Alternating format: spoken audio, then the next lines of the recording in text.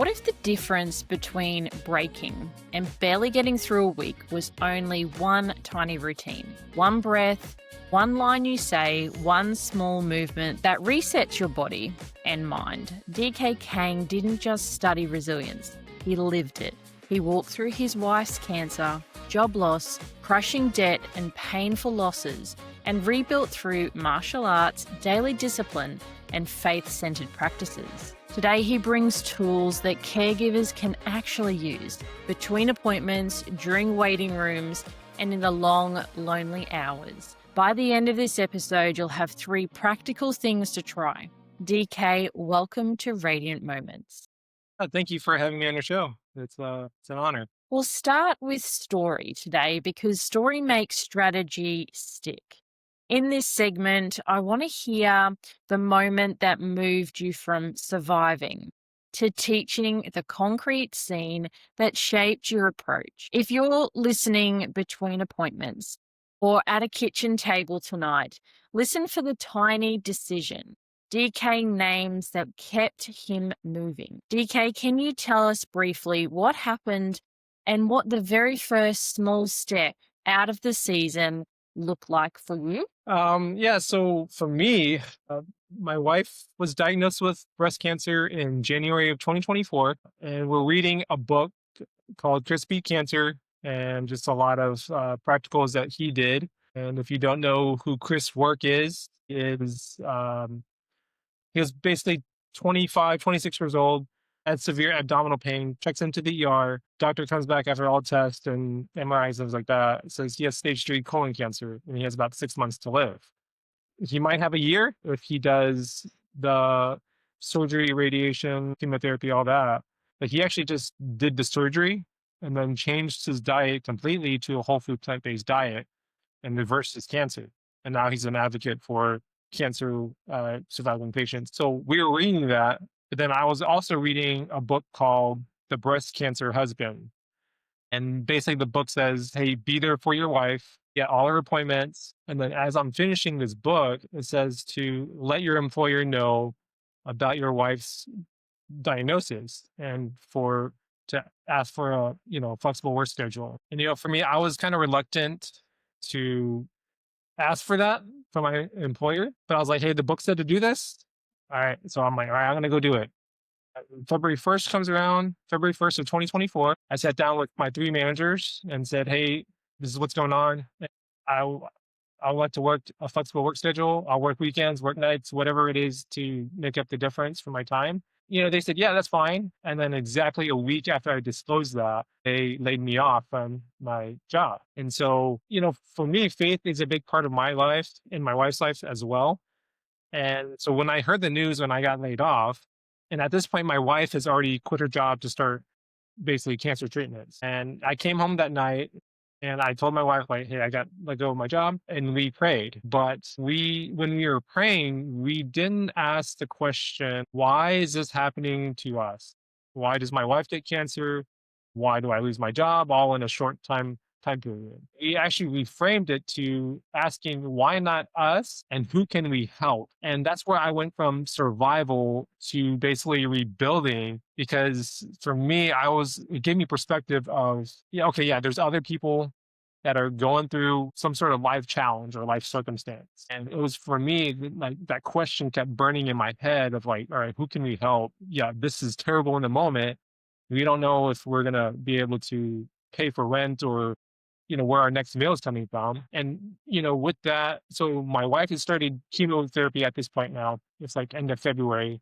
Both of us do not have any jobs. I was just sitting in one of the doctor's offices. I was journaling, just writing my thoughts down, writing my feelings. But that question came back, who can we help? And so I was just thinking in my head, I'm like, man, there's got to be other people out there that's maybe not facing, cancer or job loss, but I'm sure that there's other people facing life circumstances. So that journaling turned into my book, Mindset Metamorphosis. And so it was a way it was really to help me, because I felt overwhelmed with life. I felt overstressed and I felt just stuck. I'm like, this is something that's out of my control. And I needed like a guide or some practicals to kind of help me de-stress from life, help me to kind of not wallow in my sorrow and thinking, we're a victim. And so for me, as I was just journaling and writing, I was like, all right, I want to make this to be able to help somebody else out there, whether if they're facing cancer or job loss, but just feeling stuck. And it's a practical book to help people take action for their lives. Not just be a victim, but have our actions be our responsibility. So that's kind of where I went from survival to start rebuilding. Life throws us these curveballs that we're never expecting. That you were just talking about how overwhelmed and exhausting it was, and that journey was so profound in how you tackled every day. Because any moment where you've gone from your day to day life to stepping into a caring role, it's beautiful. And you're doing it with all of the love in your heart. And if you're exhausted, this process, this mind metamorphosis, this is what you're looking for, listeners. So let's translate this story into daily practice. The next section, we're going to be talking about mindset that actually changes behavior, not pep talks. And I want you to know 2 or 3 simple identity-based moves our carers can try this week to shift how they respond to stress. DK, what is a single mindset pivot that makes the biggest practical difference for someone holding heavy things on a day-to-day basis? I mean, it can be different for everybody, but I know for me, it was in my mind, I just said, I am committed to my wife no matter what. Because for me, it was like thinking about the job loss. I'm like, there's always a job out there. There's plenty of jobs. There's always going to be money. I mean, they're printing money all the time. But there's only one of my wife. And, she is a very unique individual. I mean, all of us are very unique individuals. Before my wife was diagnosed with cancer, my wife and I have been dealing with infertility for about 10 years. And so about 2010 to about 2020. And so during that time, we saw doctor after doctor after doctor. And then about 2018, my wife sees this doctor. Doctor says, oh, you have a tumor in your uterus. Doctor's like, all right, we probably need to remove it. So my wife had surgery. But then when they opened her up, they found that she had endometriosis. And so if you don't know what endometriosis is, it's basically like a lining of the uterus forms on the outside and it's heavy bleeding. My wife was very anemic for years. No one understood why. But with that surgery, I mean, I had to be a caregiver then. And then fast forward to 2020 during COVID, and basically the world shut down. My wife woke up one day with severe abdominal pain. And this was like April of 2020, and the world shut down in March of 2020. And we do a telehealth over Zoom or something like that. Doctor says, oh, it's probably COVID. Go get a COVID test at this hospital remote site or whatever. And this is Friday. So we do that, and the test results don't come back until Monday. So over the weekend, she just had severe abdominal pain. Monday comes around, test result says negative on COVID. You do a doctor call, and he says, well, probably could still be COVID, probably need to quarantine again. And I was just thinking, I was like, man, the symptoms are not COVID related. And I was like, we need to go to the ER right now. And so we go to the ER, and nurse comes out with a wheelchair and basically says, hey, are you the husband? I'm like, yeah. And then she's like, you need to leave because of COVID protocols. So I'm dropping my wife off basically at the ER, don't know what's going on. She says like 3 or 4, 5 doctors looked at her. They're like, we don't know what's going on with you. We know that you're in pain, but we just don't know what's causing it. And finally, like the 6th or 7th doctor comes in and says, hey, let's do an MRI with a contracting guy. And they found that there was an abscess in her abdomen. And so they basically put a tube, drained it, sent her home. I was caring for her, draining it, and basically just taking care of her. And then they said, yeah, let it drain for 2-3 weeks, come back, we'll see if it's completely drained. So 2-3 weeks go by, basically go back to the hospital. They're like, oh, we still need to do some more draining. So send us back for another 2-3 weeks and go back again. They're like, okay, it's completely drained. But we need to figure out what caused this. And they're suspecting that maybe it was from the endometriosis. So they're like, doctor's like, we need to do a total hysterectomy at this point. And so we're like, okay, we'll do that. As doctor's like, yeah, this should take an hour, hour and a half. I've done 1,000 of these in my lifetime. And so that day comes, this is June of 2020 now, that we check in and everything. Hour goes by. I'm like waiting and waiting. 2 hours go by. And then literally 8 hours go by. The doctor comes out and says, hey, we had complications.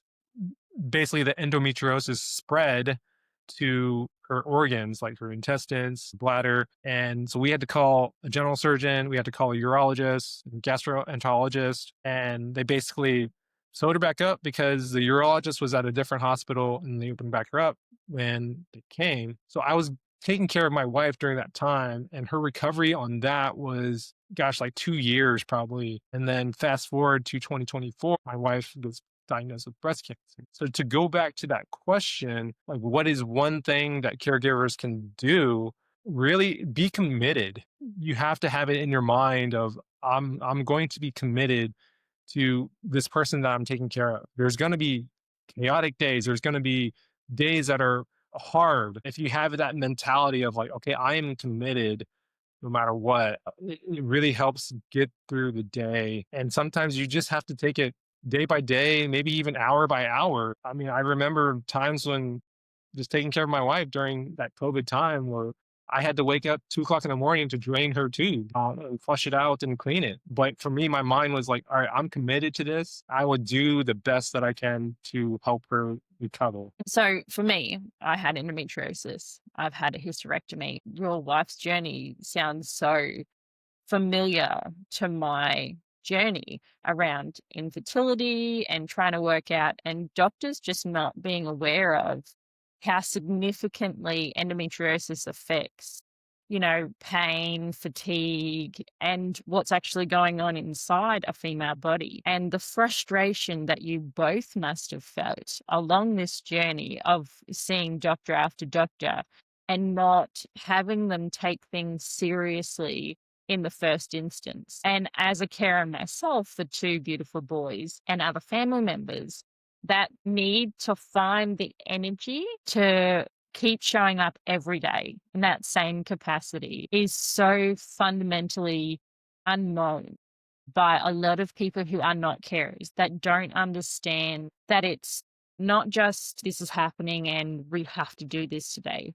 It's about this genuine, deep love that you have for the person that you're supporting to thrive through these very challenging times. And you call your book The Mind Metamorphosis. In plain language, what's the core shift a carer can make today that actually changes how their day feels? Honestly, so many people like want that external, like, oh, I need to get that promotion, or I need to lose 20 pounds. I need to get that raise, and everything is external, but there's no transformation when you grab that, because then you're like, oh, I want the next thing. I want the next thing. For me, I think it's more like internal transformation. Nobody knows what's going on in your own mind but you. And I know for me, I'm my biggest critic. Sometimes there's that negative thought pattern of like, man, I don't think I'm good enough to take care of my wife. And when you start thinking that, your body starts to basically follow with your mind. And if you basically think something,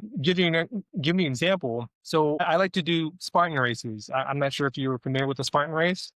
Actually participated in one, so yeah.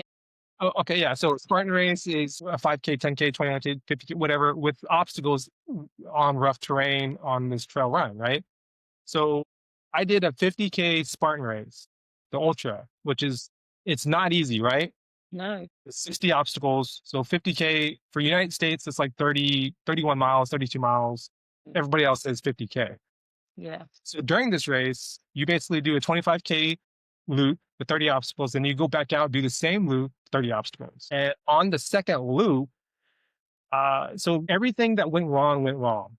On that second loop, I dropped a boulder on my toe. I tore my hands on one of the obstacles. I had rope burn. I had a nosebleed because it was so hot. I had digestive issues. I packed too much like Camelback hydration. My tracker got caught on one of the obstacles. I had to run an extra half mile to go pick it up. like everything went wrong, right? But my mind frame was, this is internal for me, was I can and I will finish this race no matter how long it takes me. But then as I'm passing people doing the same race with me, I understand their pain. I mean, but they didn't go through any of the stuff that I went through, but they're saying out loud, this race is too hard. I'm never going to finish this race. And guess what? Those people did not finish the race. A 50K ultra is about a 50% fail rate. So about 600 people went in and about, I think 324 people finished. But it's that mindset of like, hey, I can't do this. They've already set themselves up of defeat and failure. And guess what? The body followed. And so for me as a caregiver, it's really internal. What you think, you become. I think that's a quote. Yeah. So it really is like that internal motivation, that internal basically critic that you're telling yourself. And so for my book, it's internal, but it's also like, hey, here's some actionable steps. Because it was, for me, like I said, I wrote it during my wife's cancer. And it was a guide for me to basically kind of not be a victim and take action for my life and kind of get out of my own head and like, all right, like I need to go for a walk. I need to de-stress. I need to get some sunlight. I need to meditate. I need to build a community, talk to people. I need to have a morning routine. So it's something where there's some kind of normalcy when caregiving someone. You kind of need that like normal life to give you perspective on reality. I just need some time for myself. This is hard, but I just need to do something that's normal for me to kind of help me in that mental state. So that's kind of where it's at. Because when you're talking about your mindset and whether you have a negative or a positive view and how that directly steers you to that thought pattern. And it's so true when you're tired, when it's just go, go, go all day, going from one appointment to the next, and you're not getting to fit in the things that you need for your soul, for you to be in control and presenting your best caregiving self. That mindset that you're talking about is so fundamentally powerful. If I'm like, oh, this is the worst appointment ever, this doctor is not listening, I'm not getting where we need to, they're just not hearing, they're using their experience and they're not listening to it here. And if I'm in that mindset that you're talking about where I have no voice, I'm not getting anywhere, that ends up being the reality, and you're leaving an appointment that you've been waiting months for to see this professional. And it's something that I've worked really hard over the last 14 years. And let's be honest, we're not perfect. No. We get knocked down sometimes, and it's hard to get out of the spiral when you're tired and things are tough, bills to pay, places to be, how you're going to get that medication that you need to pick up, but you got to be here at a different appointment. And as a caregiver, that profound piece of information that you just shared about having a mindset, making sure that you're prioritizing yourself. Because if yourself is falling, there isn't anybody to catch the person you're caring for. And in a Exactly. lot of instances, it's only you. Yeah. As you go across this journey, you build a tribe of people who you can lean on when things are really hard. Yeah. So thank you so much for those pieces of profound guidance, because carers at times miss those internal important steps.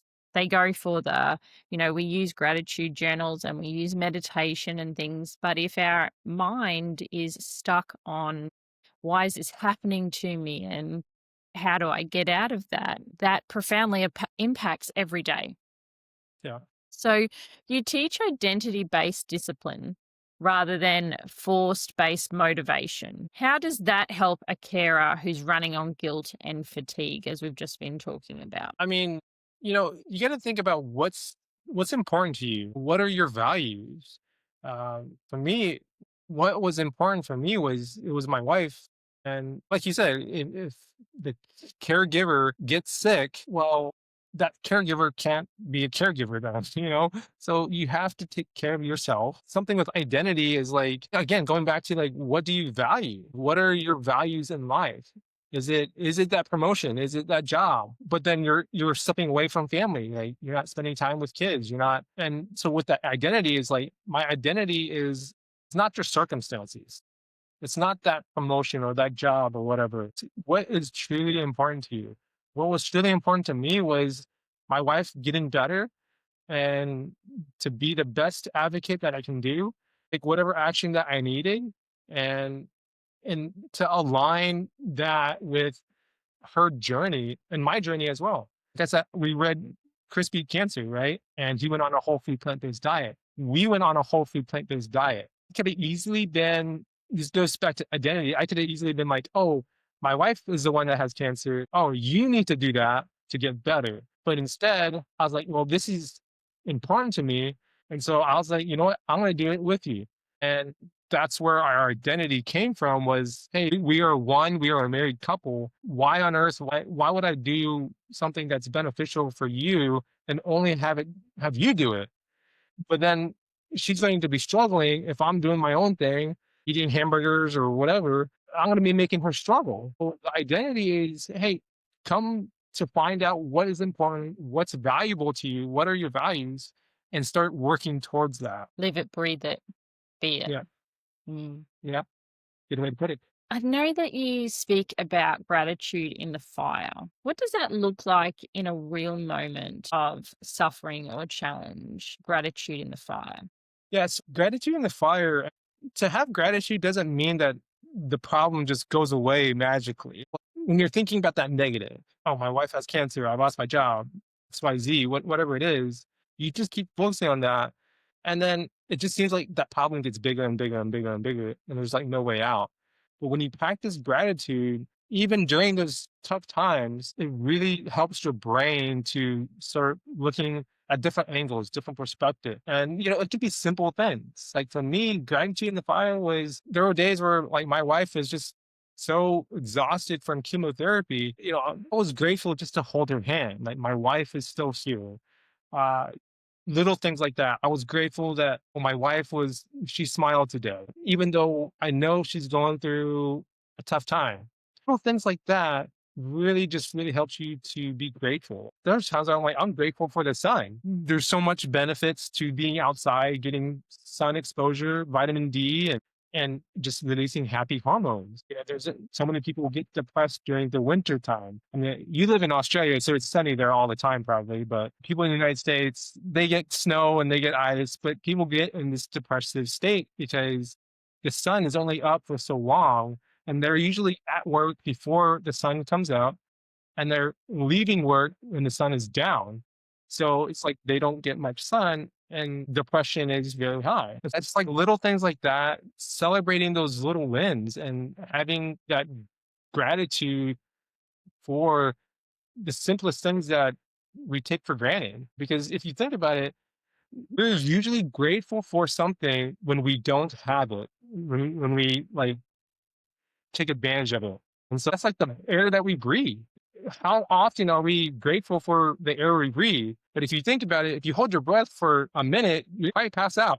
And that's something that we need, but we just are not aware of like the things that we're grateful for. And just practicing it, something that my wife and I, we do every night is, what are 3 things that you're grateful for today? And we say, it could be simple things, or it could be like, I found, $5 on the ground. I'm grateful for that. Or, hey, I'm grateful that I woke up today. It was a good day that I woke up. Like, especially when you hear cancer, we don't know when our time is up. That becomes life or death. And, for me, faith is a big part. The Bible says we're not promised tomorrow, and we don't know when we're going to go. So I think just to be grateful every day, I mean, practice it. It's going to feel weird at first, but with anything else, you will learn and you adapt and it become better and easier. And then it just becomes part of your day where you're like, hey, I'm grateful for XYZ. Gratitude is so powerful to the mindset. If you've had a really difficult day, whether it's in relation to feeling really unwell, or your loved one has been really unwell and you've had to go into hospital, or you've had you've come across somebody who's just having a really bad day and it takes them out on everybody else. And as a carer, you're so attuned to your loved one's energy, to their state of being. You're on hyper alert all the time for there's a change there. Why is there a change there? And so you absorb those as you walk through life. You're not intending on doing, but as people walk past, you're like, oh, that was strong. And it comes with you because you've come to know the little intricate things. And for me and my gratitude journey, and it is a journey because some days it's really hard to find the little things, but it has made a fundamental change in how we approach on a day-to-day basis, and also being there to support your loved one, like you're talking about your wife, and doing it together hand in hand so that it's not a solo journey all the time in that space. I think that's so powerful to do it together before bed or when you wake up, whatever works in the routine that you have. And I want to kind of move through some strategies that listeners can do. Our thoughts are important, but the body remembers what the mind forgets, the patterns, the signs. So I want to get into somatic or immediate usable short movements, whether it's breath or touch techniques that a listener can use in 60 seconds anywhere they are. DK, would you mind leading us through one reset listeners can do if they're in a car park, a professional's waiting room, or a bathroom, if they just need a moment when it's overwhelming? Yeah. So something that I did when I felt overwhelmed, and I talk about this in my book, it's called box breathing. So basically, I don't know if you're familiar with box breathing, but basically, you can do this anywhere and no one's going to really know. You can close your eyes. You don't have to. You can do it on walks. You could do it laying down, however way you feel comfortable. But box breathing is basically inhaling for 4 and you draw a box for 4 count. So it's like 1, you're still inhaling, 2, you're still inhaling, 3, you're still inhaling, 4, you're still inhaling.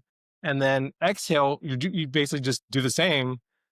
Exhale for 1, exhale for 2, exhale for 3, exhale for 4. And then that will actually help you breathing is something that we really just don't do well enough. And, we breathe very shallow as human beings. We're actually supposed to breathe in through our nose and out our mouth. And when you control it, it really centers you to it's like someone just says, like, hey, take a deep breath, and when you actually visualize drawing a box, inhaling for 4 and exhaling for 4, it really calms down your nervous system. It brings you down from that flight or that fight. For me, I'm also a licensed massage therapist, so I help with people with pain. And one of the things that I do with people is I don't do box breathing, but I just say, hey, take 3 deep breaths and just be present. Forget about the day. You're in the moment right now to relax, to free your mind. And breathing is a big part of that. And so box breathing is something I do in meetings. I do it at the doctor's office, and no one knows. I'm just breathing, but I need to calm my nervous system down, and that is one way that definitely has helped me. And you can do it in 60 seconds or even less. Yes, I do like a good box breathing exercise. Really resonate with in the moment. Nobody knows. You could be in the middle of an emergency room with doctors yelling and moving around you. And sometimes that's overwhelming as a carer to watch all of that happen. And they ask you a question and you're like, my brain is not in gear, not there. Hold that thought for a moment. And you can just turn around, pretend like you're bending over and picking something up out of a bag or whatever. And then reset, and that deep breathing into your diaphragm resets your vagus nerve, gives you a moment of clarity and peace so that you can turn around and be like, oh, yes, hang on. I've accessed my filing system again. Blah, blah, blah, blah, blah, blah, this is medication, milligram, all of those things that we have to do in this heat of a moment. And people take for granted that we breathe and we take it in and out because we have such fast-paced lives. And people forget, like, why is my shoulders hurting so much? Or feel short of breath, because most of the time you're right. We're here. We're in, like fight and flight, we're moving. And it is something that you have to be intentional about. It makes you be intentional in a moment. And I really feel like we forget it so often that sometimes we need reminding that, where are you breathing right now? If Mhm. we sat for a second and just went and paid attention just for a minute, most of us are here. It really takes intentional, breath to blow up a balloon in your belly and, visualize those moments of breathing for 4. You can use a triangle. If you need longer, you can use a hexagon. Whatever, shape floats your boat in that moment. And you can support your loved one in that same process. We have moments where, medical trauma is such a thing, and it may not be the actual procedure, but everything that happens in Yeah. the moment before. And so with my loved ones, we use hands, we squeeze because they're younger, and so then they follow along. It's also touch trigger, you're having positive energy exchanged. I really appreciate you sharing that and bringing that to the forefront. But really, as you're saying that, sometimes it's in the moment where touch is important and box breathing is important as well. But a lot of times we, like you said, we forget. And there's times where, what is it saying? Like you need to do something 100 times before it actually like clicks with your brain. I just think that like going back to just basic things is so helpful. As well as doing it before the crisis happens. Those 100 times need to happen in the calm, not the chaos, because in the chaos, we can't access our upper thinking minds in those moments. But if we've practiced it whilst we're calm, it's much easier to draw on a practice when we've done it 100 times, when it was, everything was fine, when we were in our kitchen and we're just chatting. And I think that's part of also gratitude, is that you have to do it in the good times so that when it's tough, you can find those little nuggets of gold that keep your day going. And I was reading that you've trained in martial arts for over 30 years. What are the simplest body movements that you teach to snap someone out of autopilot when you're stressed? Ooh, body movements. I mean, I would say meditate. That helps with breathing, but go for a walk. Walking is so good for you. So, I mean, yeah, I've done spine races, things like that, but walking is one of the best exercises to clear your mind, get some fresh air, get some steps in, exercise. There's so much scientific studies out there on exercise and stress. Movement is so powerful. It's so key. We live in a society today where work from home, work remote, and people are just sitting in their chairs for 8 hours a day. We as humans are made to be moving and not be sitting, not be laying. Like when you sit all day, like things just bad things just happen. Like your back hurts, you start losing muscle mass, or you start gaining weight, like fat weight. And you're not meant to sit and do nothing, like, or just work all day. Just go for a walk, whether it be 10 minutes, and start small. I mean, if you can't get up out of the chair, then just walk to the kitchen or just stand up and then sit down. Do that so small that you can compound it to something bigger. Like I talk about this too in my book. It's called habit stacking. And let's just say you want to lose 10 pounds. I don't know. That's just a goal you have, like a physical goal. And let's just say you have this morning routine where you brew coffee every single day. Let's just say that, it takes 2 minutes. You're like old school. You do like the filter and coffee grounds and everything. And then let's say it takes about like 2 minutes to brew your coffee. Well, instead of being on your phone, social media, or looking at the news, well, get up, walk to the mailbox, put your shoes on, walk to the mailbox. You have 2 minutes, or do a push up or something. But then as you do it, you're like, and people tell me it's like, oh, it's only one push up though for when I'm brewing my coffee. I'm like, what is that going to do? I'm like, well, if you think about it, if you brew your coffee every single day for an entire year, that's 365 push ups that you would never have done. And then once you do that one, you want to do two. I can do two. I still have time. I still got a minute 30. I can do three now. And so that compounds into something bigger and bigger that you just don't see in the moment. We as humans, we want the instant gratification. We're like, I want to lose 10 pounds. I'm going to do it tomorrow. Like, no, that's not, let's be realistic. Come on, people. Same thing with caregiving. You want that person to be well and healthy, whatever cancer or, you know, heart attack or whatever that they're recovering from. You want them to be well, but it's a process. It's not going to take overnight. But those little things of like, hey, let me do this for you as you're recovering from your heart surgery or from cancer, and they start adding up to a bigger picture, a bigger thing. And then before you know it, you're like, oh, wow, like we just added one carrot to our smoothie and we ate 365 carrots in an entire year. Things like that. So, yeah, I think just something small like that definitely helps with people out. Do you love a good habit stacker? It's fitting in, you're not asking somebody to find time. You're not asking someone to create a whole new section of their day to dedicate to something else.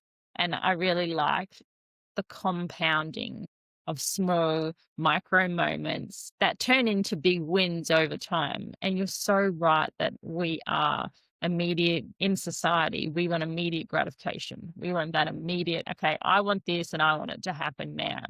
And it's so grounding when you add intentionality to that space. And when you see the results of that habit stacking as it compounds over time, it doesn't feel so overwhelming when you're asking someone to take a massive chunk, like 15 minutes of dedicated time to do this particular thing, whereas we're already doing something.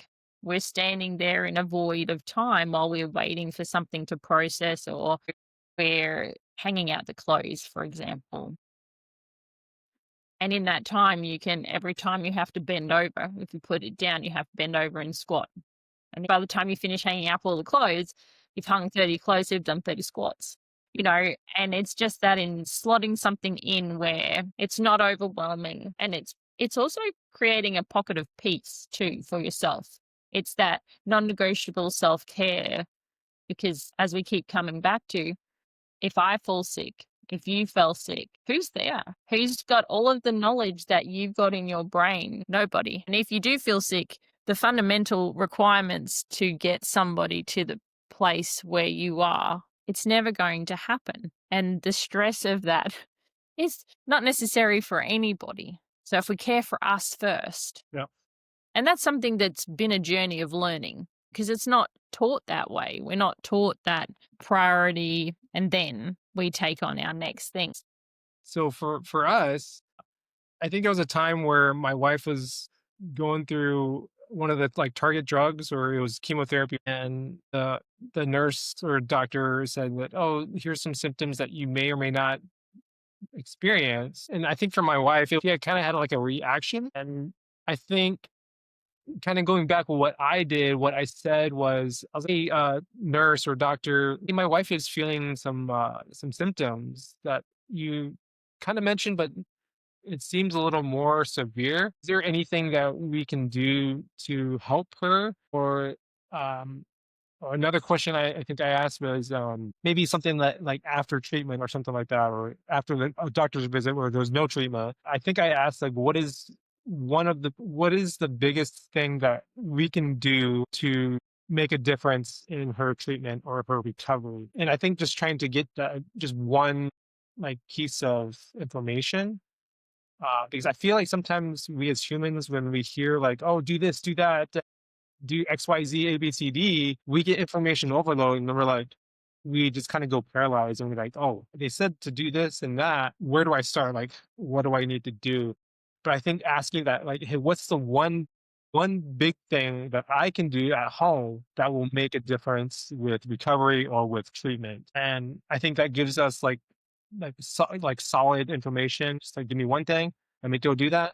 And then it kind of feels like, all right, I'm on my way, making that momentum. See them again. All right, I did this. What's the next one thing I can do at home or for recovery? So I think just asking like, hey, what is that one thing that will make a difference? Because it is in that time where they're giving all of the information, it's really overwhelming at times to also remember everything, because most of the time they're not giving you an information sheet with all of the things that you need to understand, and asking for a specific action to focus on or one thing that you really need to look out for, that's like, I know you need to come back to us, also makes us feel empowered as carers, and also gives our loved ones that control as well, because they've got to focus and it's not so overwhelming in that moment. And I think when we're advocating for our loved ones in those situations where something new is starting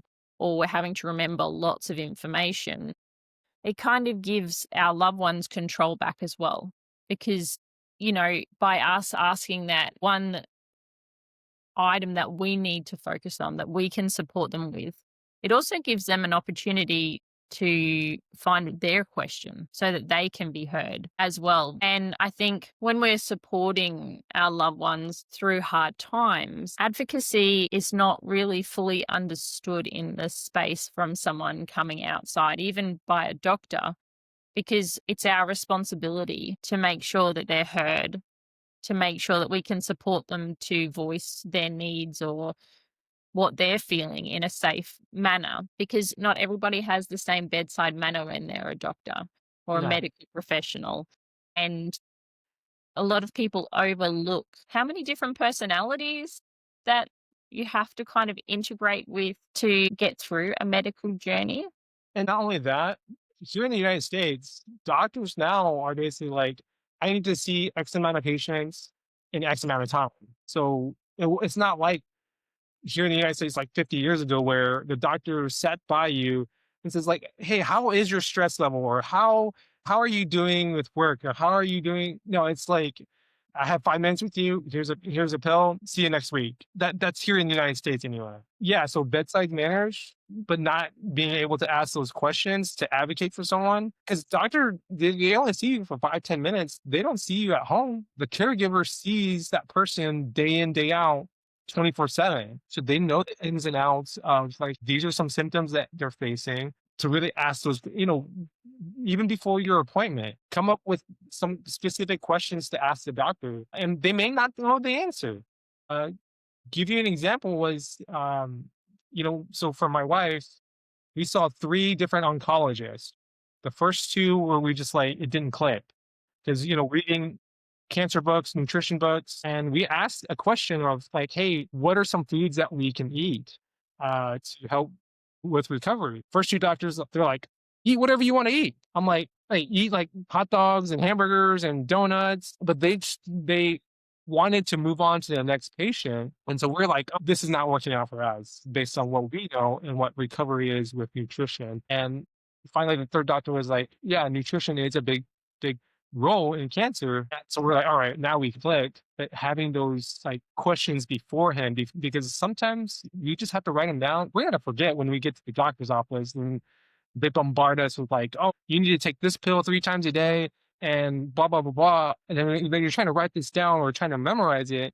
You're like, oh man, what were my questions? And then before you know it, the doctor is out of the door. And again, that's bedside manners, but that's here in the United States. I don't know how it is in Australia and bedside manners there. But Very similar. yeah, doctors are pretty much ran by the pharmacy. Like, I need to prescribe so many pills per day per patient.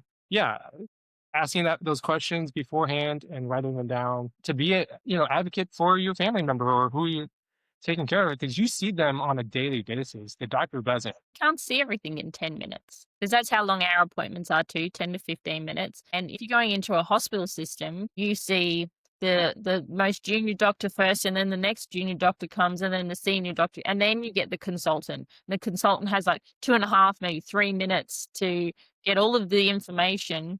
And it's so true that at times you don't feel heard, because it's like Chinese whispers. Not the whole message gets through the right way. They don't, even GPs, like 90% of the time, if your appointment is at 12, you're seeing them at 2. They're so, they have 15 minutes or 10 minutes, and every 10-minute block is taken up apart from their lunch break. And so say you have 5 things that you need to go in and have attended to, you might get 2 of those things in that time frame, and then you have to come back to pay even more money to get the rest of it sorted. And so That's part of the caregiving journey and the advocacy that people don't see. And you get a letter and they're like, oh, the caregiver notified us of, X, Y, and Z. But in clinic, we didn't see it. Yeah. How in 10 minutes are you meant to see something that happens at nighttime or when they're sleeping and so therefore, when you come back and you've shown them the videos because they're not there in that time, or you've shown them the information and it still says didn't see it during clinic. Yeah. And as a caregiver, that's frustrating because you spend so much time gathering the evidence and gathering the information that they've requested of you because you have such a short time. And I Yeah. guess this kind of leads into, caregiving is full of grief and lost plans. What we set out to do in a day generally doesn't always pan out the way that we'd like it to. Yeah. And so I want to talk about holding that pain without getting stuck and taking the first tiny steps towards rebuilding. DK, how do we sit with pain and also take small steps? So to be compassionate and present in grief, that have the tools to get started so that everything doesn't fall apart in those hard times. Each journey is very different for every single person. Going back to our infertility journey, that was a dream of both of us to have children. But for my wife, life was completely different from what I did. It's hard to answer that because everybody's different. But something that I know I did for myself was you can't stay in that moment, but sometimes you kind of have to kind of reflect on it. And so something I do for myself, I call it the triple A framework. And the first A is acknowledge it. Like acknowledge your grief, acknowledge your frustration, acknowledge your anger, acknowledge your bitterness, whatever feeling you're feeling or grief that you're going through, acknowledge it. And then the second A is action. Take some action, whatever it is. Seek counseling, seek help, talk about it with your spouse, talk about it with a friend. Like, hey, I'm frustrated with my job, or I'm frustrated with taking care of someone, fill in the blank, whatever it is. But then the third A is make adjustments, adjust. So acknowledge, action, adjust. Adjust to how much, because sometimes as a caregiver, I want to spend an hour with my friend to talk about this issue, but I need to adjust. I only have 30 minutes today. So something that kind of experience that we did. So for us, we acknowledged, hey, my wife has cancer. We took action by reading books. We were doing what the books told us to do. Like someone said, juicing, but we had to adjust. Someone said, drink 64 ounces or half a gallon of carrot juice. But this person who said that was a male that was in their 20s, that was 6 feet 3 inches. So he was a really tall, it was like a basketball player basically. And he's drinking half a gallon of carrot juice. So we had to adjust, like my wife weighs 110 pounds. Like, okay, we're not going to drink half a gallon of carrot juice and just, drink maybe half of that or half of that. So yeah, I think with grief, we have to acknowledge that we're grieving about something because we live in a society where everything is go, go, go, go. And if we don't take that time to reflect and acknowledge, hey, like I'm really sad or I'm really going through a tough time, we're going to burn ourselves out and we're just going to basically dig a hole. And then we're like, we don't know how to get out of this hole. And then take action. Like I said, seek help, talk about it. We are our biggest critic in our own heads. And then make adjustments according to what needs to happen in your life, whatever that is. So yeah, that's something that I do. Just listening for myself, because there are so many moments in a caregiving journey where grief is part, hand in hand, when we come for medical operations, medical procedures, watching something that a loved one was able to do once and they can't do anymore. And our grief is different to the grief that our loved one might feel, but our grief is still raw, it's still there, it still needs healing. And there was a moment, I was watching a TV program, having no idea that I hadn't dealt with a medical trauma. And the same medical trauma came up on this show. Yeah. And it trauma. It brought back flashbacks. It brought back, like, It I was was that, something, yeah, yeah, and I was like, hang on a second. Whoa, I thought I had talked this out. I thought I had, like worked through it. And I really had to dig deep. And I did. I had to acknowledge that, okay, I didn't realize that this still was still dealing trauma. with it. Yeah, Yeah, but like it was real. And and I was like, okay, I acknowledged it's okay for me to feel sad right now. That was a really stressful, unexpected turn of events. And I was like, okay, well, what do I need to do? I'm going to go speak to my psychologist, because asking for help from somebody who has more knowledge than I do to help transition across, there's nothing wrong with that. And it's important. I think there's also a level of guilt and shame that I need somebody else to come in and help me to do something in society. And it's taken time, but across my 14 years of being a carer, if I didn't take those steps out to get that support, I would be in a completely different mental, physical, and emotional state than what I am today. And then the actionable steps of journaling, writing. A lot of people don't understand how unsafe your body feels in those flight and fight moments where you're fighting for someone else's life.